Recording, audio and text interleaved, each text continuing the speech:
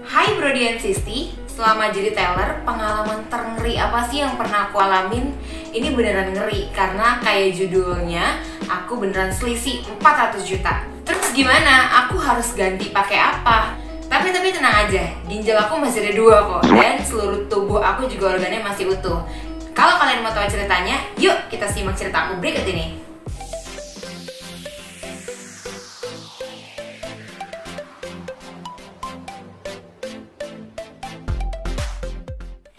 Nah, sebelum kita lanjut ke cerita aku, kalian harus tahu banget berita ini karena Scarlett udah ngeluarin varian yang terbaru, yaitu varian yang kopi.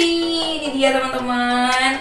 Ada body scrub dan juga ada shower gel. Nah, jadi sekarang shower gelnya itu ada 4 varian yang bisa kalian pilih, yaitu cucumber, mango, pomegranate, dan juga sekarang ada yang coffee ini. Nah guys, kalian tahu gak sih, sekali kalian pakai coffee ini, mandi yang berikutnya kalian tuh pasti gak bakalan rela kalau mandi tanpa varian yang kopi ini. Karena kenapa? Karena wanginya itu, oh my god, gak bisa diceritain banget. So, kalian harus rasain sendiri. Seluruh ruangan kamar mandi kalian tuh pasti bakalan wangi si kopi ini.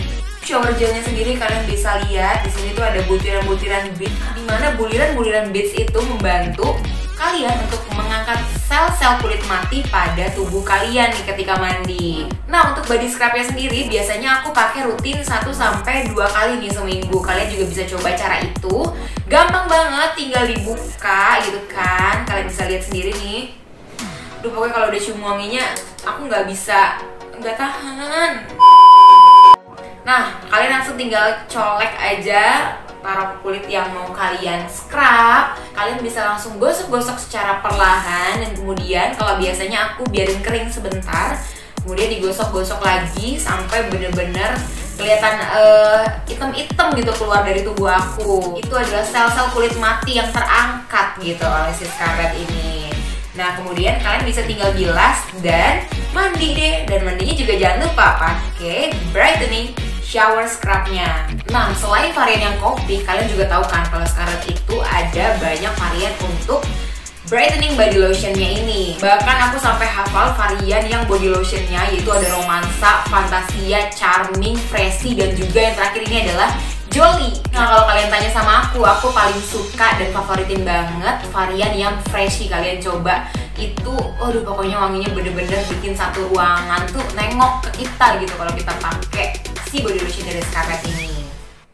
Dan semua varian yang ada di Scarlett itu sudah didukung dengan bahan-bahan aktif seperti glutathione dan vitamin E, dimana bahan-bahan aktif ini berfungsi untuk mengembalikan elastisitas dan juga mencerahkan tubuh kalian.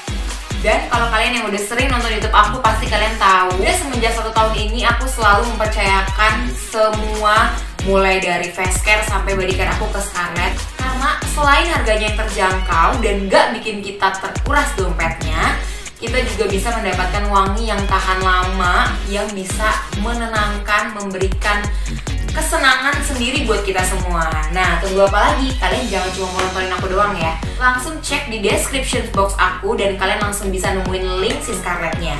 Jangan lupa komen juga ya di kolom komentar kalau kalian sudah pakai Scarlett, kalian pakai yang varian apa? Nah, kembali lagi ke cerita aku. Jadi hari itu adalah hari Jumat, dimana menjelang holiday nih ya. Nah, dimana karyawan tuh biasanya jiwanya udah mulai menghilang setengah lah ya. Ibaratnya raga kita tuh di tempat kerja, tapi pikiran kita tuh di warpat puncak lah gitu ya. Dan sekedar informasi bahwa di bank itu ada hari-hari sibuk, dimana biasanya hari-hari sibuknya itu adalah hari Senin dan Jumat. Kenapa hari Senin dan Jumat? Karena biasanya kalau hari Senin tuh orang-orang mempending transaksi di hari Sabtu dan Minggu. Jadi hari Senin tuh agak numpuk gitu transaksinya. Nah, kalau di hari Jumat biasanya orang-orang sebelum bank libur itu mereka menyelesaikan semua transaksinya mereka. Nah, seperti Jumat-Jumat biasanya, Jumat itu adalah Jumat yang ramai juga nih guys. Dan kebetulan di hari itu, seperti yang kalian tahu juga mungkin ya, bank tempat aku bekerja yaitu Bank BCA, itu kita ada giliran untuk makan siangnya. Nah, kebetulan di hari Jumat itu aku dapat giliran makan siang jam 2 siang. Dan pada saat itu juga aku pagi-pagi tuh belum sarapan guys. Kalian kebayang lah ya gimana aku kerja sambil kelaparan gitu ya. Dan pada waktu jam 12 siang aku nerima satu orang nasabah. Kita sebut aja nasabah ini namanya Pak Satria ya. Satria ini ketika aku panggil gitu ya, antrian nomor sekian, datanglah si Pak Satria ini bawa koper. Nah, kalau misalkan orang ke bank bawa koper, kalian tau lah ya, nggak mungkin liburan gitu ya, nggak mungkin mau liburan. Tapi orang ini seperti yang kalian duga, dia mau setor uang. Kemudian dia buka deh tuh kopernya di depan aku, dia buka dan tara, uang di depan aku semuanya di dalam koper itu. Yaitu kurang lebih 2,4 M nilai uangnya. Saat itu aku hitung secara global semuanya sudah pas 2,4 M. Kemudian aku langsung hitung menggunakan mesin uang. Tapi mesin uangnya ini bukan yang mesin uang biasa, melainkan mesin uang yang sekali kalian taruh di atas itu langsung bisa kehitung dan kedetek. Karena kan kalau mesin uang yang seperti ini nih ya, yang tek zeret gitu, itu kita harus double check lagi dengan sinar UV gitu. Jadi kalau misalkan pakai mesin yang ini, kalian nggak perlu lagi cek bahwa uang itu asli ataupun palsu. Jadi langsung kedetek bahwa dia adalah uang yang asli, seperti itu. Nah, akhirnya setelah itu aku mulai hitung gepok demi gepok satu persatu sampai akhirnya selesai aku menghitung uang itu. Nah, kalian bisa bayangin juga nih guys ya, aku tuh ngitung uangnya tuh sambil berdiri karena kan itu adalah prosedurnya ya, nggak boleh menghitung uang sambil duduk, apalagi jongkok gitu ya. Sambil berdiri terus aku hitung satu persatu seperti itu. Nah, itu jam 12 siang posisinya. Jadi di situ tuh aku udah mulai ada mah juga, udah mulai agak-agak kambuh gitu mahnya, tapi apa boleh buat karena giliran jam 12 siang. Kemudian kalau di bank itu kan kita karet-karetin, satu karetan itu kurang lebih 100 juta. Jadi aku bikin itu ya, di karet-karetin dan aku bikin tingkatan 4 tingkat, jadi 400 juta.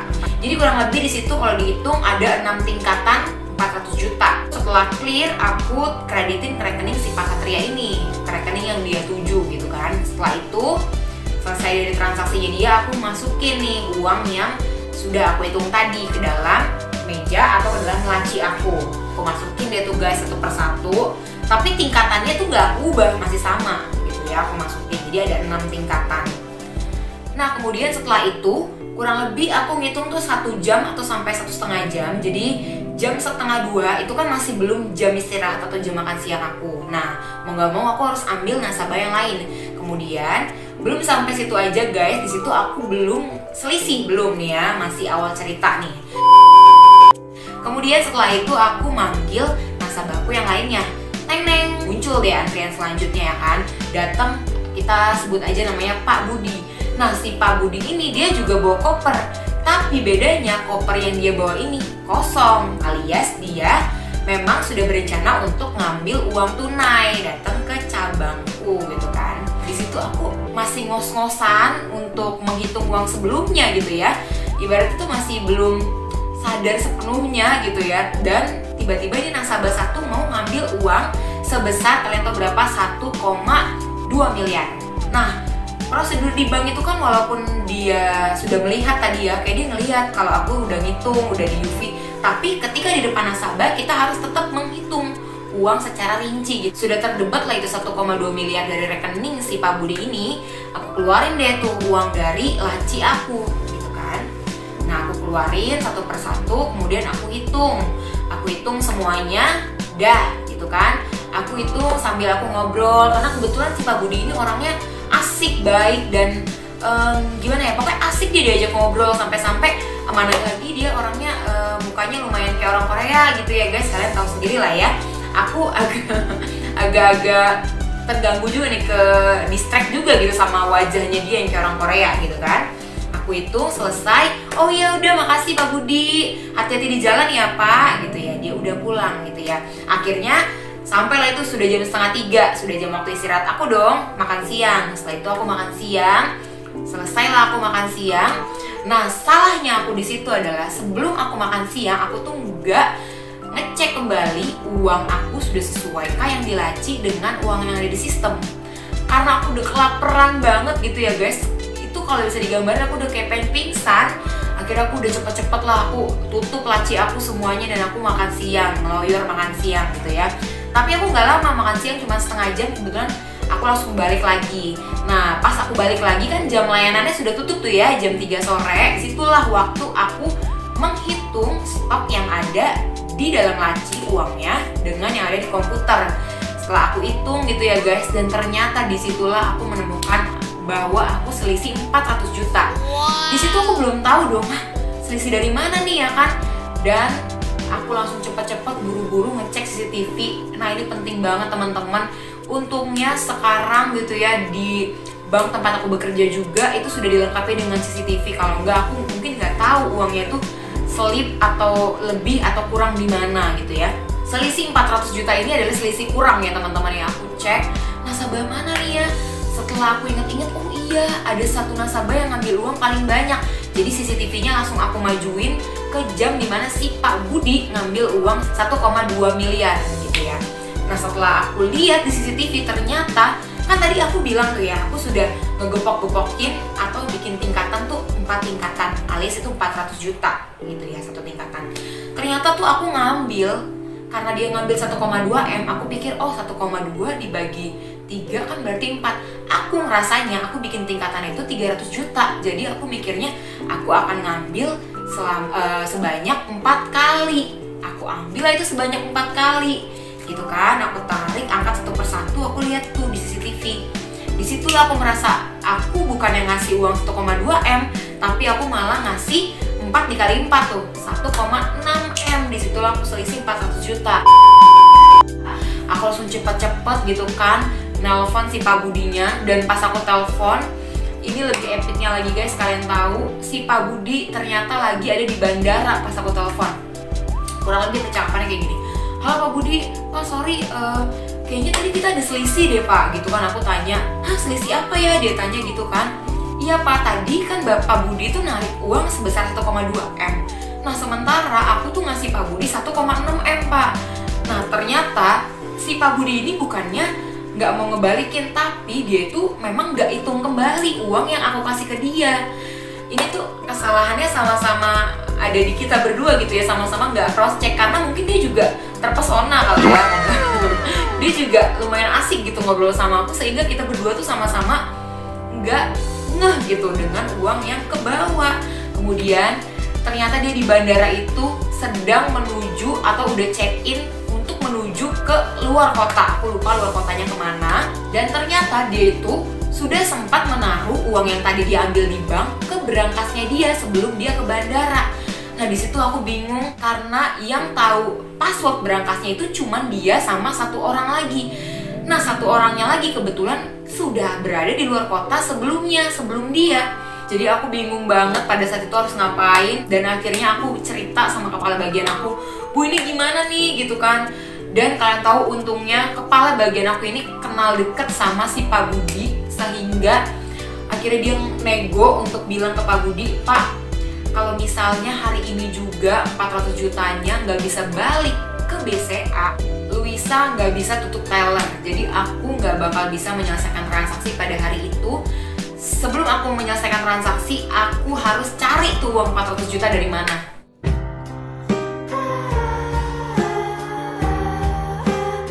Si Pak Budi ini untungnya orangnya kooperatif banget, baik banget, walaupun dia belum tahu kalau uang yang ada di berangkas itu apakah 1,2 atau pas 1,6 M.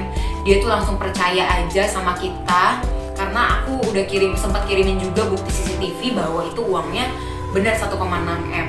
Dan kemudian dia percaya dan dia langsung mengeluarkan cek gitu ya. Untungnya istrinya itu nggak ikut keluar kota, jadi ada yang menandatangani cek itu. Kemudian cek itu diberikan kepada aku untuk sebagai kekurangan uang dari 400 juta itu. Jadi itu guys pengalaman yang paling, ya ampun, itu bener-bener aku nggak bisa lupain sampai sekarang. 400 juta gitu kan, aku mau jual apa gitu kan. Ginjal juga dalam hari itu nggak mungkin ada yang langsung mau gitu beli ginjal ya kan.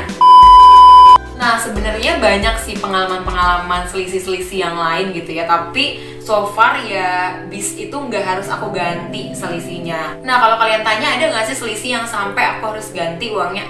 Ada juga guys. Jadi selisih yang paling banyak yang selama ini sudah aku ganti gitu ya uangnya itu sebesar Rp500.000. Nah itu adalah karena waktu itu adalah hari lebaran, jadi tuker-tukeran uang baru gitu ya. Ada nasabah yang datang untuk menukar uang baru. Nah mungkin di situ aku ada selip sedikit. Aku sudah sempat lihat CCTV, aku melihat dan aku tahu kesalahannya ada di mana, dan aku juga tahu nasabahnya itu siapa. tapi nasabah tersebut nggak mau mengakui kalau misalkan aku kelebihan ngasih 500.000 ke beliau. Tapi it's okay, nggak apa-apa, itu juga jadi pelajaran berharga banget buat aku. Tapi teman-teman, ini aku bukannya mau nakut-nakutin kalian. Semua pekerjaan itu menurut aku ada resikonya, tapi selama kita waspada, berhati-hati, aku rasa dan nggak akan punya pengalaman seperti aku juga sih. Dan kalian juga harus ingat, utamakan keselamatan, kesehatan, terutama ketika kalian bekerja. Jadi jangan seperti aku gitu ya. Kalau misalkan kalian punya emah atau udah mulai ngerasa pusing gitu ya ketika bertransaksi sama nasabah, kalian ungkapin aja boleh ke kepala bagian kalian. Di situ juga aku salah, kenapa nggak aku langsung infoin aja bahwa aku bener-bener udah pusing gitu ya, udah pengen pingsan. Jadi aku bisa ditukar gitu sama temanku, tapi aku belaga yaudahlah, tanggung gitu dalam hati aku seperti itu. Nah, kalian jangan kapok ya dengan cerita aku. Yang mau daftar ke bank, apalagi jadi seorang teller, seru dan asik banget pokoknya. Jadi untuk kalian tetap semangat, tetap berjuang. Yang mau daftar ke program magang bakti juga tetap semangat dalam menunggu kabar ya, karena aku tahu rasanya itu kayak digantungin ya, karena lama banget prosesnya. Tapi kalian nikmatin aja guys. Kalau kalian merasa mendapatkan informasi dari video-video yang aku share, please jangan lupa di subscribe dan jangan lupa klik tombol like, dan kalian juga bisa tinggalin kolom komentar. Apalagi kalau kalian juga punya pengalaman selisih yang menurut kalian menarik, kalian boleh share ya di kolom komentar. Aku tunggu, aku bakalan balas cerita-cerita kalian. See you guys in the next video. Bye bye.